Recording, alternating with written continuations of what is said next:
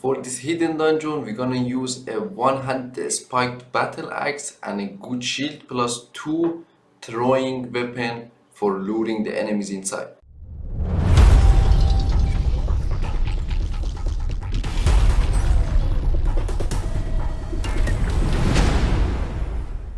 Hello everyone, my name is Hossein, but you can call me Darket. In this video, I'm gonna explain you how to do the hidden dungeon in Mountain Blade 2 Bannerlord online mode to get the best companion in the game, to get the double grand perks, any companions that is gonna be random, how to speedrun the dungeon in 2-3 minutes, what weapons and requirement you need to do this dungeon. So make sure you watch the video till the end to see how to do this dungeon, and if you enjoy this video, make sure to put a like on the video. It will help me a lot. So for the start, I need to explain you how you even activate these dungeons all around the map. So you're gonna come to the any tavern in any city and you're gonna talk to barman guy, and when you're talking to barman guy, it's gonna be the, do you know any work for someone like me that I already activated this quest. So when you're activating this quest, so I already marked the hidden dungeons all over the map. You can see I have around 6 hidden dungeons, but there is also more than hidden dungeons. You can see there's gonna be also a slave trades. It's gonna be like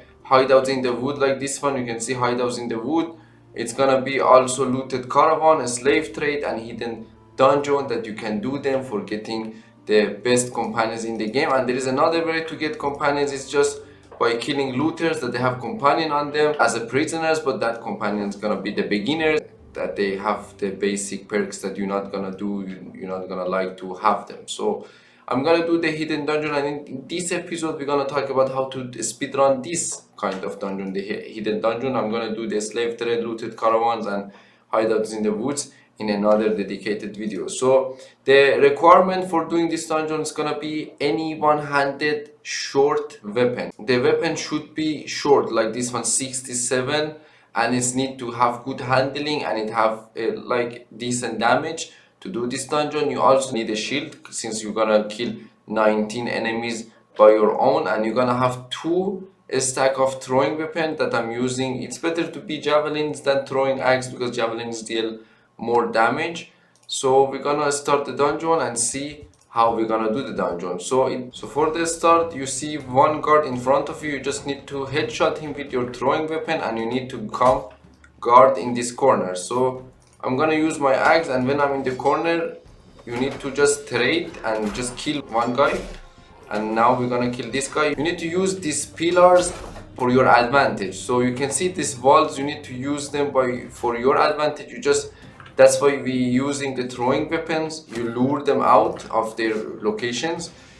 I'm standing on this entrance.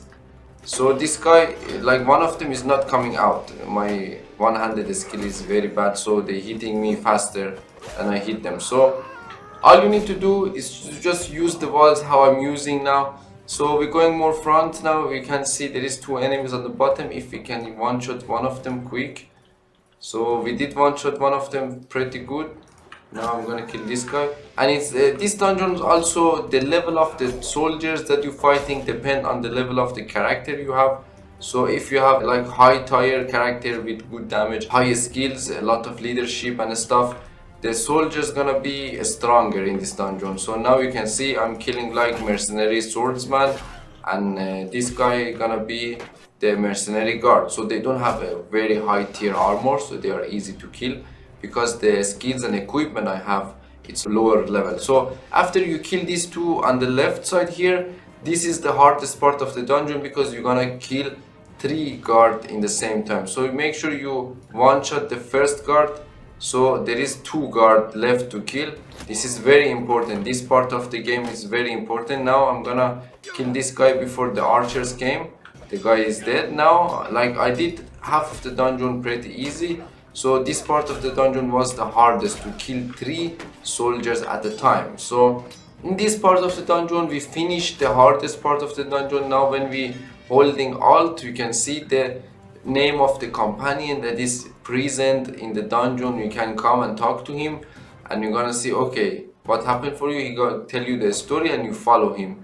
So before you follow him, I could see the perks on the left if I put my mouse on the name of the companion, I could see the perks of the companion, what perks he have. If it's a trash companion, I do not finish the dungeon, I just charge him to die and we're gonna go do next dungeon. That's how people like farming the dungeons, constantly getting good companions, selling them or using them, like searching for the companion they need, especially for brilliant companions that have very low chance to get them. Like some companions people need for like getting their army, for especially the brilliant commander guy that needs gives you plus 34 on army size. That is really important to have it.